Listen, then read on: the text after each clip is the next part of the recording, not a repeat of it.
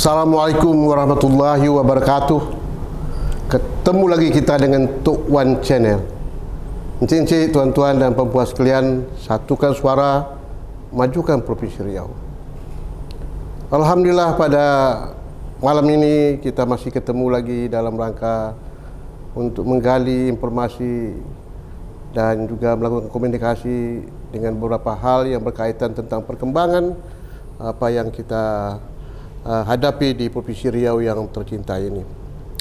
Kita tahu bahwa tidak beberapa hari lagi kita akan memasuki tahun 2023. Kita akan meninggalkan tahun 2022. Mungkin kita sebagai masyarakat di Provinsi Riau ini merasakan pengalaman-pengalaman pada masa tahun 2022 sekarang ini, dan kita akan menghadapi tahun 2023. Ada hal-hal yang perlu kita amati dan juga mungkin kita rasakan ya terhadap bagaimana perkembangan pembangunan negeri kita yang tercinta ini. Ini merupakan satu sunnatullah dalam kehidupan kita, bahwa silih berganti hari, berganti minggu, berganti bulan, berganti tahun. Ini adalah memberikan suatu makna yang sangat penting, bahawa kita perlu melakukan satu evaluasi dalam kehidupan ini. Apa yang sudah tercapai dan apa yang akan kita harapkan ke depan ini. Untuk itu pada hari ini, pada malam hari ini, kita berbincang dengan tokoh kita yang tak asing lagi Provinsi Riau, yaitu Ketua FKPMR, Bapak Dr. Khaidir. Dan beliau ini cukup produktif dalam menulis dan dalam memberikan pemikiran-pemikiran terhadap perkembangan Provinsi Riau ini.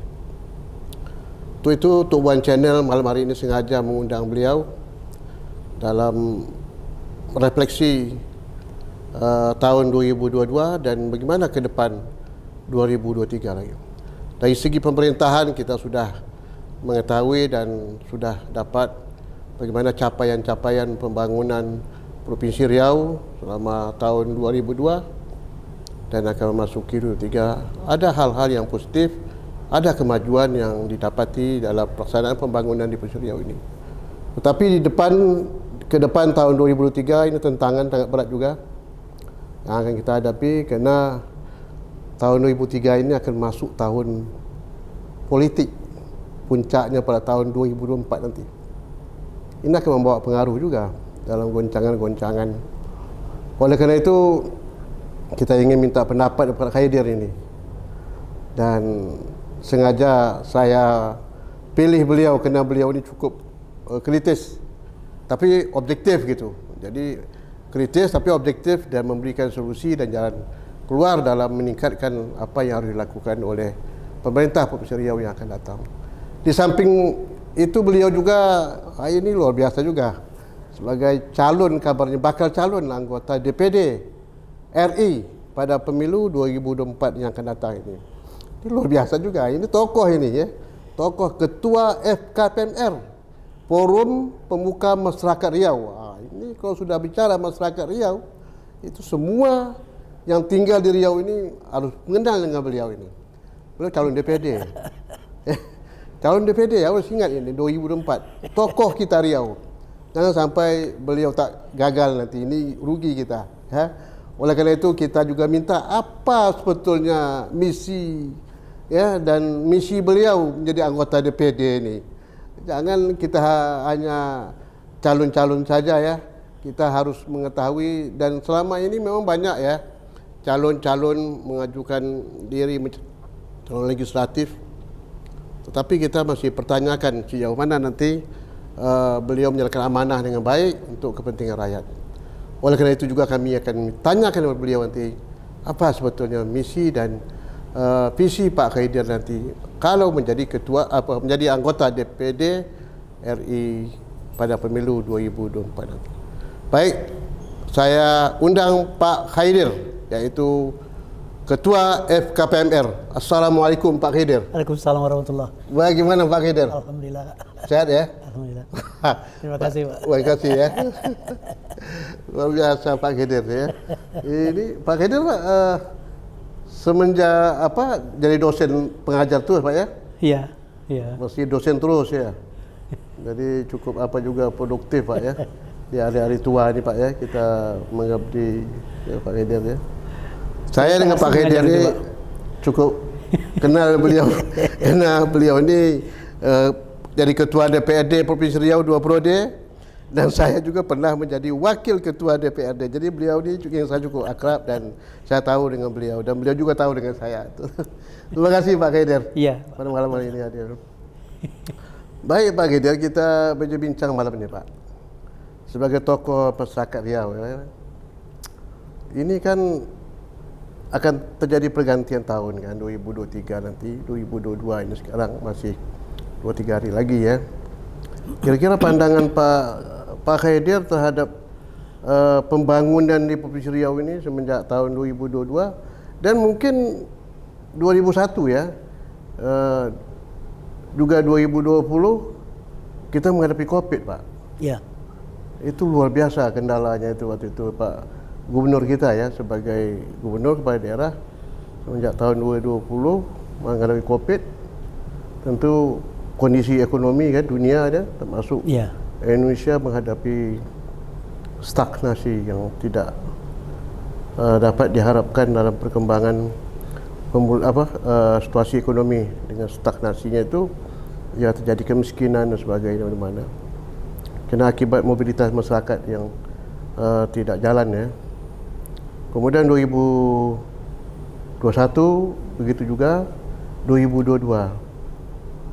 2022 ini memang ada perubahan sedikit.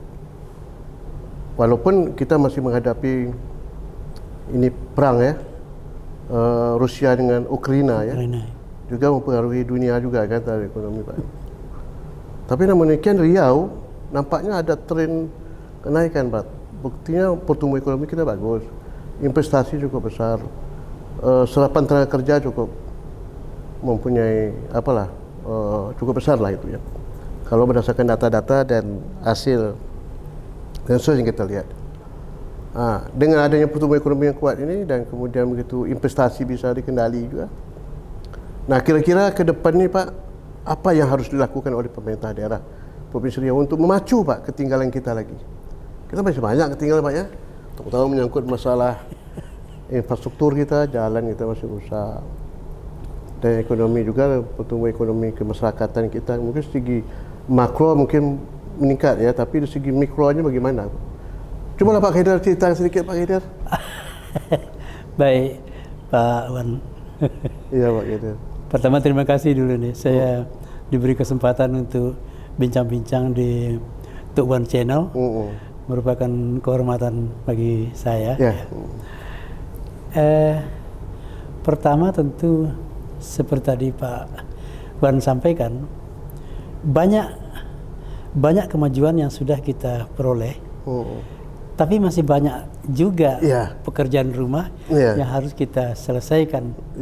Apalagi kita menyadari, saya kira semua orang juga paham, tahun 2020-2021 kita dihadapkan pada kesulitan yang luar biasa menghadapi pandemi COVID-19 ya. Nah, barulah pada tahun 2022 ini sedikit agak bisa bernafas nih pemerintah Provinsi Riau dan pemerintah kabupaten kota mulai bisa menggunakan anggaran untuk mendukung program-program yang sudah direncanakan sebelumnya. Dalam masa-masa sulit kemarin kan semua harus di-refocusing, jadi dikonsentrasikan untuk penanganan COVID-19. Nah, tahun 2022 itu sudah mulai bisa digunakan. Nah, indikasinya kita lihat itu cukup bagus, seperti misalnya masalah peningkatan investasi yang melampaui target dari target semula 60 triliun lebih menjadi 71 triliun, itu kan sudah luar biasa dan menyerap 44.000 tenaga kerja lebih ya, dan itu sudah luar biasa. Jadi pertumbuhan ekonomi juga bagus, meningkat, angka kemiskinan. Malah kita di Sumatera nomor 1 kita kan Pak? Iya betul, di Sumatera kita nomor 1. Angka kemiskinan juga menurun, angka stunting juga menurun. Menurun. Artinya ini merupakan indikasi-indikasi yang menunjukkan ada perbaikan-perbaikan. Namun seperti tadi kita pahami, ada banyak masalah lagi yang harus kita selesaikan untuk mengejar ketertinggalan kita. Ya, seperti bagaimana kita menggerakkan ekonomi kita secara lebih hebat lagi agar memberikan manfaat besar bagi masyarakat, sehingga diharapkan ke depan tidak ada lagi kemiskinan di Riau. Jadi stunting, orang anak-anak kurang gizi juga sudah menurun jauh. Gitu. Nah ini, sementara kita melihat di samping permasalahan dampak COVID itu, kita juga masyarakat kita sedang berada dalam perubahan yang cepat, perubahan luar biasa. Dan perubahan ini mengharuskan tidak hanya pemerintah, tapi masyarakat sendiri juga harus menyesuaikan diri dengan perubahan-perubahan itu. Perubahan cara bekerja, cara belajar, cara berpemerintahan, cara berkomunikasi, itu berubah. Memang tuntutan kondisi situasi harus melakukan perubahan. Betul. Nah, repotnya Pak Wan, perubahan yang demikian cepat terjadi di tengah masyarakat kita itu, di era keterbukaan ini, pada sisi lain menimbulkan kekhawatiran dari masyarakat kita. Jadi apa kira tuh Pak? Kekhawatiran di bidang sosial, di bidang ekonomi, di bidang politik. Di bidang sosial misalnya kekhawatiran dampak perubahan itu akan berpengaruh demikian besar dalam menggerogoti rasa semangat kebersamaan kita, persatuan kita. Lebih pada individualis menjadi individualistis, pengaruh-pengaruh dari luar lah yang negatif. Itu jadi ada kekhawatiran itu. Betul.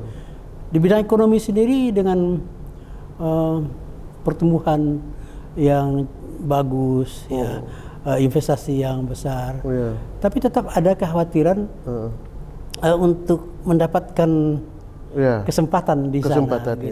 Kesempatan. Artinya dampaknya bagi masyarakat di bawah, Pak ya? Iya. Ini sejauh mana bisa mereka menikmati daripada pertumbuhan itu? Iya. Jadi ada masyarakat mendengar misalnya ada dana bagi hasil, ada investasi, tapi terus kami dapat apa? Nah, masyarakat menganggap, wah kami kok masih seperti ini saja, gitu. Jadi kekhawatiran itu yang ada kalanya itu menimbulkan reaksi yang agak di luar perkiraan kita, apalagi di tengah keterbukaan sekarang, pengaruh media sosial. Nah, di bidang politik misalnya, itu juga ada kekhawatiran perjuangan untuk masing-masing memperjuangkan kepentingannya. Ini seakan-akan sudah mengabaikan etika politik, sehingga kurang santun dan sebagainya. Jadi kekhawatiran inilah yang di bidang sosial, ekonomi, politik yang bisa menimbulkan pengaruh-pengaruh yang negatif bagi masyarakat kita, gitu. Ini Pak Khairil akibat apa Pak ya? Akibat daripada kebebasan sekarang nih Pak ya. Orang mengeluarkan pendapat, memberikan kritik dan sebagainya itu Pak ya. Sehingga tidak dilarang kan itu kan. Jadi kebebasan itu kadang-kadang kebablasan itu Pak. Nah sehingga kata Pak ini tidak mengikuti etika lagi. Bagaimana pandang Pak? Apa yang harus kita lakukan untuk memfilter Pak, jangan sampai nilai-nilai budaya kita ini hilang Pak, itu soalnya sopan santun, memberikan pendapat dan sebagainya, tidak vulgar Pak ya. Itu ini masalahnya juga agak apa juga dengan ada perubahan yang usul Pak Khairil tadi. Memang ini bukan masalah yang mudah untuk kita hadapi Pak ya. Karena frontnya sangat terbuka, apalagi globalisasi itu kan kita tidak berhadapan dengan satu atau dua negara saja, tapi berhadapan dengan banyak negara, dengan banyak budaya gitu. Sehingga upaya kita untuk mengembangkan, untuk melestarikan budaya kita yang santun dalam berkomunikasi, beradab gitu, itu agak kurang ini, kurang di apa ya, dianggap itu menjadi sesuatu yang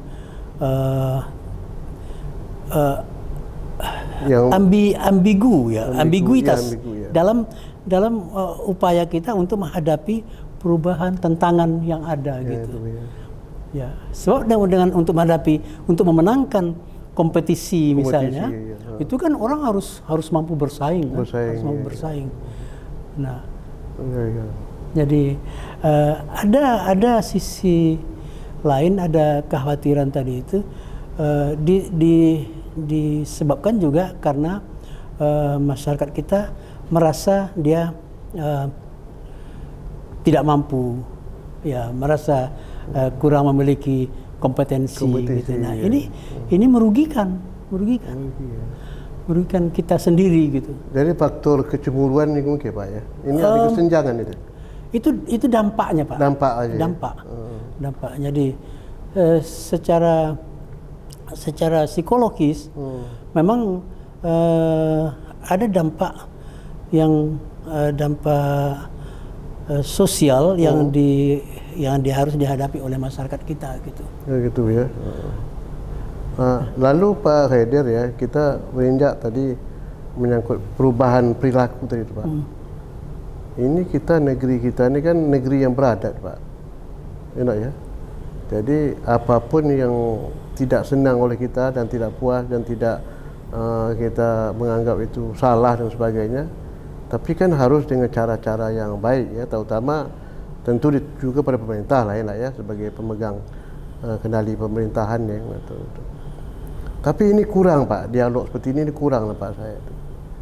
Saya tanya Bapak sebagai ketua FKPMR ini kan FKPMR tokoh masyarakat ya Pak ya. Kira-kira bagaimana peran FKPR untuk menghadapi perubahan yang terjadi lah? Karena ini langsung pada masyarakat nanti, karena tokoh-tokoh ini kan tempatnya masyarakat untuk mengadu nih gitu ya. Kira-kira ini ada korelasi tak hubungan Pak terhadap fungsi dan tugas FKPMR? Iya, FKPMR memang Bapak tentu sebagai seorang anggota majelis di sana kan paham juga ya bahwa kita FKPMR itu mencoba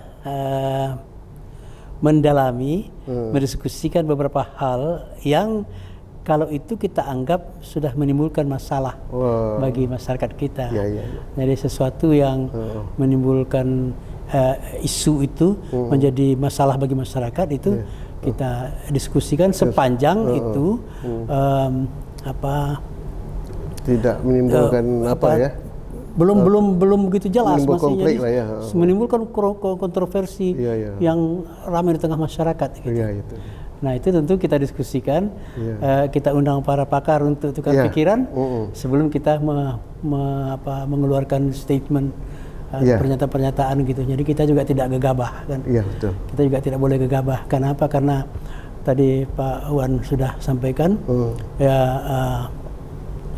ini kan masyarakat kita kan masyarakat yang terbuka.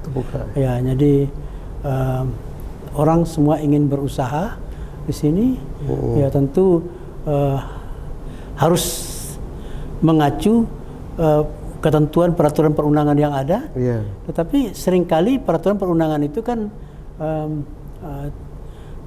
tidak limitatif ya, jadi bisa tidak limitatif artinya interpretatif, jadi bisa diinterpretasikan macam-macam oleh masyarakat. Nah, ini menimbulkan masalah yang begini gitu.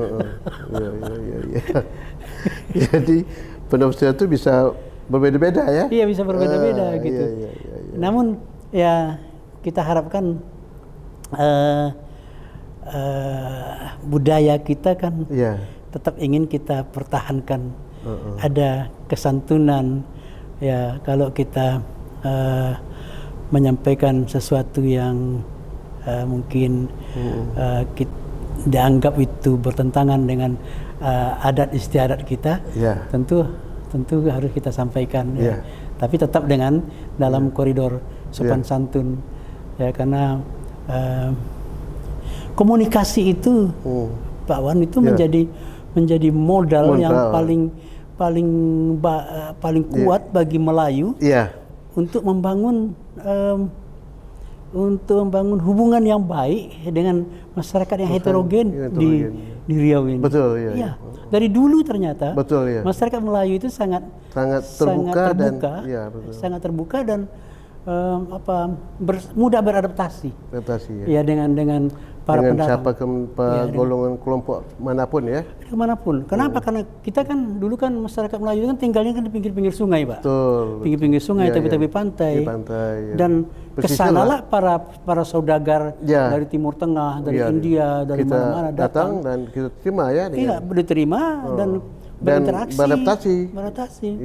Dan karena dulu kan tidak secepat sekarang transportasinya. Mereka tinggal bertahun-tahun, beranak bini di sana kan, beranak pinak mereka. Nah, akhirnya apa? Terbentuk masyarakat kita yang mudah menerima kehadiran pendatang, masyarakat pendatang itu. Jadi kalau kita bicara globalisasi sebetulnya kalau dari sisi itu kita sudah terbiasa dari dulu, ya, menerima semua golongan, ya, kelompok. Makanya ada pantunnya kan, pantun Melayu itu kan. Ketuku batang ketakal, kedua batang keladi moyang. Sesuku kita seasal, senenek kita semoyang. Itu mulai. Betul, Pak. Jadi kemarin kabarnya ada pertemuan dengan beberapa tokoh-tokoh di Riau ini dengan organisasi penguyupan kabarnya, Pak Khaidir. Organisasi? Penguyupan, artinya FPK, ya. Forum Pembauran Kebangsaan. Kebangsaan. Pak Kapolda memberikan penghargaan dan sebagainya karena selama 2022 ini memang kondisi Riau tidak ada apalah, ya, pertentangan suku aman kan. Masalah ras kan tidak itu. Ini satu bukti juga kan. Jadi ini harus kita pertahankan itu, Pak Khaidir, ya, untuk menciptakan kondisi yang aman dan kondusif di Riau ini. Nah, untuk itu rasa saya Pak Khaidir sebagai tokoh ketua forum, ke depan ini apa langkah-langkah kita, Pak, untuk menciptakan Riau ini aman terus lah sampai seterusnya, apalagi nanti kan sebentar lagi tahun politik nih, Pak. Jadi gesekan-gesekan ini juga menjadi suatu apa juga ke depan nih. Kira-kira apa yang harus kita lakukan, Pak? Komunikasi. Masyarakat kita kan masyarakat yang heterogen, Pak, di Riau. Ternyata setelah saya baca-baca, ya, itu di luar DKI Jakarta, masyarakat yang paling heterogen itu komposisi masyarakatnya adalah Kepulauan Riau dan Riau. Pulau Riau, ya. Di Sumatera ini kita yang paling heterogen dibandingkan dengan provinsi-provinsi lain. Gitu. Nah, di samping itu kan aspirasi masyarakat, kebutuhan masyarakat kan sudah semakin meningkat. Semakin meningkat.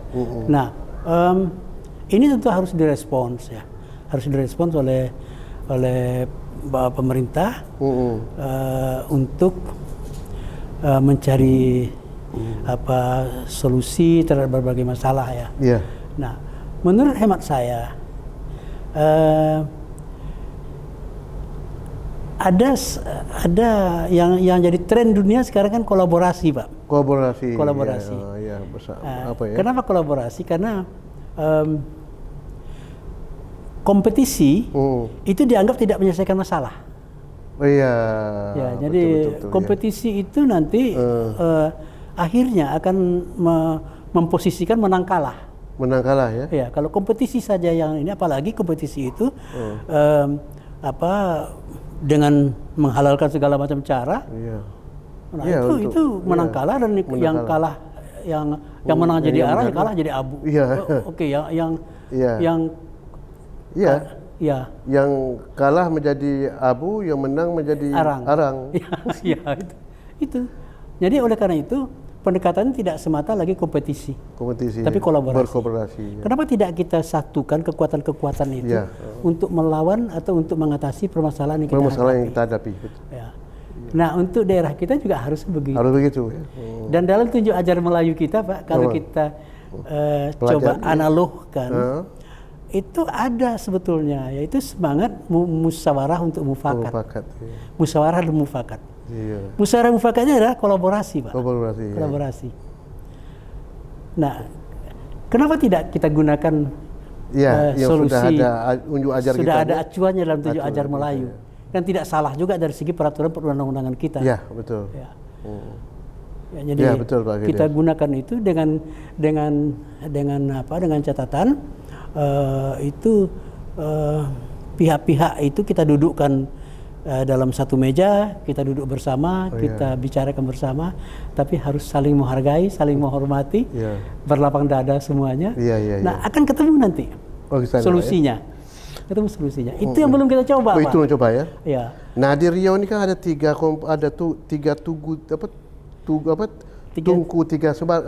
sejarangan, Pak ya. Ada lembaga adat, ada FKBR, FKPMR ya. Kemudian ada Majelis Ulama ya. Nah, ini kan sangat apa nih? Kalau ini betul-betul motor kekuatan masyarakat Riau ini untuk berkolaborasi itu Pak tadi itu kan satu hal yang luar biasa nih Pak, untuk menciptakan kondisi yang aman, tertib gitu ya. Kira-kira bagaimana Pak implementasinya nih?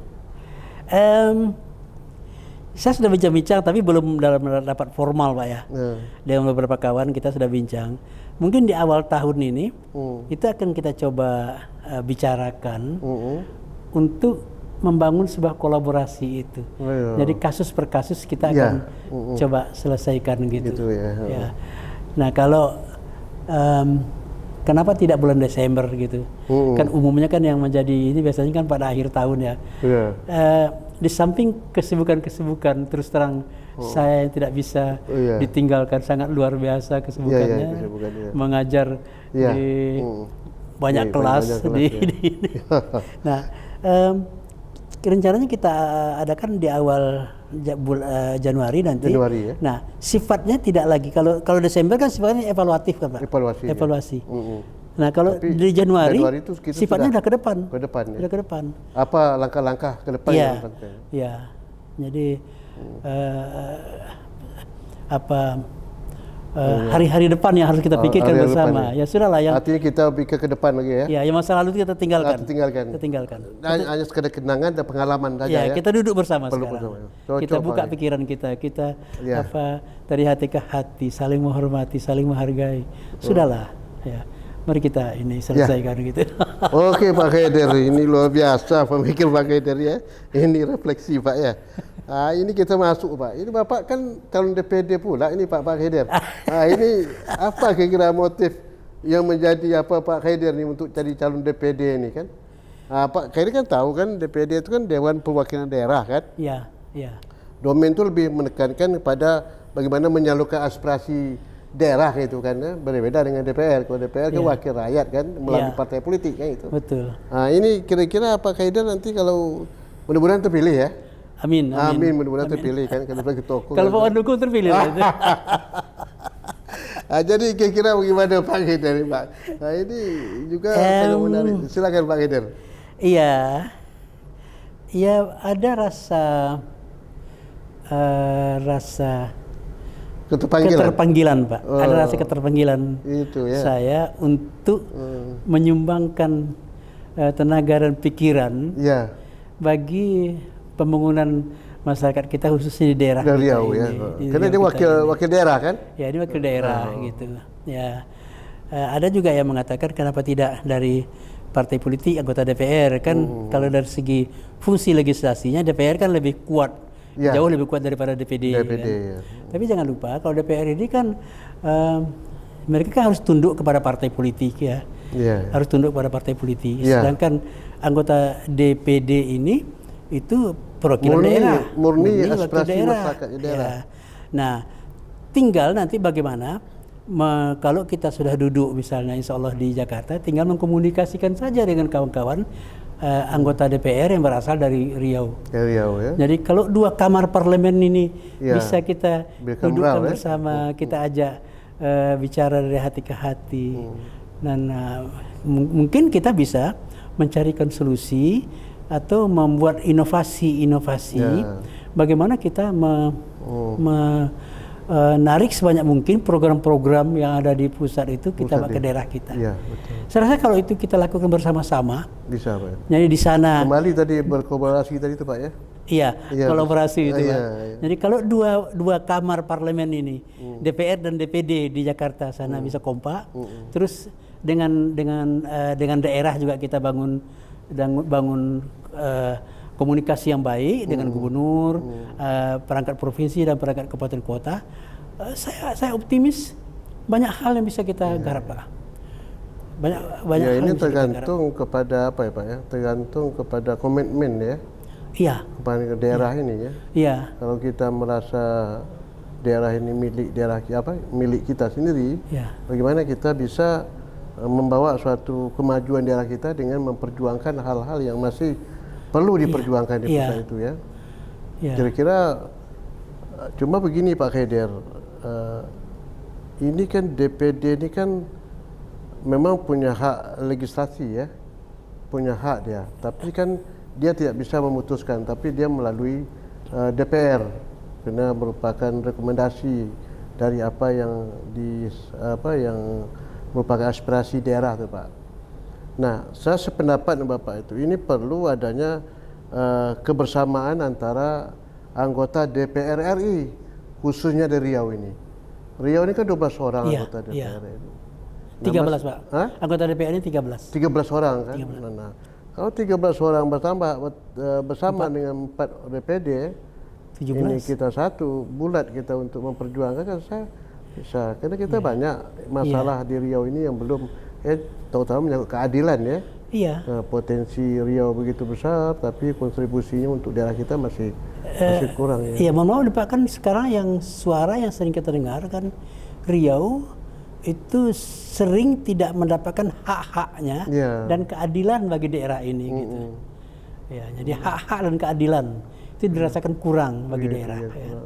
Nah, ini kan bisa kita dialogkan, bisa kita komunikasikan. Iya, betul. Ya. Kalau bersama-sama DPD dengan DPR RI, kita bisa melakukan pertemuan dengan menteri-menteri yang terkait ya. Dari daerah juga kita ada kesepahaman sama-sama. Gubernur kita ajak bersama apa masalah yang perlu kami perjuangkan. Betul tuh. Iya. Karena gubernur kan memerlukan dukungan dari wakil-wakil rakyat juga. Iya. Sebaliknya di sana juga harus nyambung ke daerah. Nyambung daerah. Apa yang dibutuhkan daerah. Betul tuh Pak. Nah, selama ini menurut pandangan Pak Khader memang apa ya, kurang berjalan dengan apa ya? Kira-kira gimana Pak? Ini perlu evaluasi juga lah ini. Saya melihat terus terang kurang terbangun Pak. Kurang terbangun komunikasi. Masing-masing jalan sendiri Pak ya. Iya. Tapi kalau Tuan kan boleh bicara begitu. Boleh. Ya. Tapi saya melihat ya, umum juga melihat Pak. Jadi apalagi kalau kita komparasi kita kan Sumatera Barat ini Pak. Oh itu ya. Yang paling dekat kan. Nah, Sumatera Barat itu kan bisa kompak Pak. Kompak, di Jakartanya kompak, dengan daerah mereka kompak. Iya, betul. Sehingga banyak program yang bisa mereka juluk, mereka bawa ke daerah bersama-sama gitu. Iya, betul. Dan Riau kita punya semua hal untuk bisa melakukan itu. Bisa begitu Pak ya. Ini penting motor penggeraknya Pak. Iya. Jadi kalau bisa Pak Khader kan penggeraknya Pak Khader nanti ini perlu. Yang minimal Pak Khader sebagai senior, sebagai tokoh Riau kan bisa memberikan motivasi pada karena mungkin ada anggota DPR RI dari kita ini kan yang belum yang belum berpengalaman walaupun di segi ilmu mereka cukup ya. Betul. Tapi mungkin seni-seni bagaimana kita berjuang kan perlu belajar pada senior juga Pak ya. Iya. Jadi saya lihat begitu Pak. Jadi gitu, mungkin perlu kehadiran mungkin orang yang dituakan di sana, orang yang dituakan di sana kan, yang bisa menggandeng adik-adik kita yang bersemangat tinggi ini, supaya bersama-sama kita. Kan. Dan lagi Pak, ini kan kita kan akan mendapat suatu apa lagi Pak ya? Ini Riau ini cukup besar, potensi sumber daya alam merupakan kurnia ilahi yang harus kita syukuri. Kan undang-undang perimbangan daerah menyangkut DBH sawit kabarnya sudah. sudah diapakan. Nah ini kan salah satu apa juga perlu juga nih penekanan pusat pelaksanaannya kan. Itu kabar kalau dapat itu Pak lebih besar daripada migas tuh Pak. Iya. Dengan potensi sawit di Riau ini yang cukup besar. Betul. Ya. Ini kan memerlukan perjuangan juga selanjutnya. Ya, kita bisa gandeng asosiasi perkebunan, terus asosiasi kebun rakyat itu bisa kita untuk bersama-sama merumuskan mengidentifikasi masalahnya. Terus kita coba carikan jalan keluarnya bersama-sama. Kita buat inovasi-inovasi gitu. Ya. Jadi pokoknya Pak Haider ini untuk calon DPD ini memang sudah niatnya untuk memperjuangkan kepentingan Riau, betul Pak ya? Iya. Mungkin ini last chance bagi saya, last chance itu ya. Jadi ini kesempatan yang harus. Kapan lagi Pak ya kalau? Kapan lagi itu? Betul. Di luar biasa. Mudah-mudahan diberi kepercayaan oleh masyarakat. Amin. Untuk sisa ini bisa kita manfaatkan. Iya betul Pak Haider. Ya mudah-mudahan Pak Haider kami doakan tentu Pak Haider memerlukan semangat yang tinggi lah ya. Karena kita berhadapan dengan persaingan juga kan. Dari DPD calon-calon yang lain tuh ya. Jadi memang harus punya ekstra juga lah Pak Haider ini ya. Kiat-kiat apa yang harus dilakukan untuk menarik dan supaya masyarakat betul-betul merasa kepercayaannya kepada Pak Haider. Terima kasih. Mungkin Pak Haider sudah panjang cerita kita Pak ya. Dah agak hampir 40 menit ya lebih kurang ini. Nah, sekali lagi saya apa yang kita berbincang dengan Pak Haider ini luar biasa ya, dari mulai refleksi tahun 2002 terutama bagaimana menciptakan kondisi Riau yang aman, kondusif dan sebagainya, dan ditambah lagi beliau punya niat untuk menjadi calon DPD RI pada 2024. Oleh karena itu kita jangan lupa ya, kita harus dapat dalam masa politik ini masa politik ya. 2023 dah mulai masuk, 2024 itu puncak nanti pertarungan politik ini. Jadi masyarakat harus bisa memilih siapa wakil-wakil rakyat kita yang bisa kita percayakan, yang betul-betul amanah, yang bisa memperjuangkan kepentingan daerah Riau ini. Ini penting encik-encik, tuan-tuan dan puan sekalian. Oleh karena itu malam hari ini kami sudah berbincang-bincang dengan Pak Haider. Mudah-mudahan kita semua tetap eksis, berjuang untuk kepentingan Riau dan bersama-sama Gubernur Riau Pak Zamsuar yang mempunyai tekad bersama untuk memperjuangkan Riau lebih baik lagi.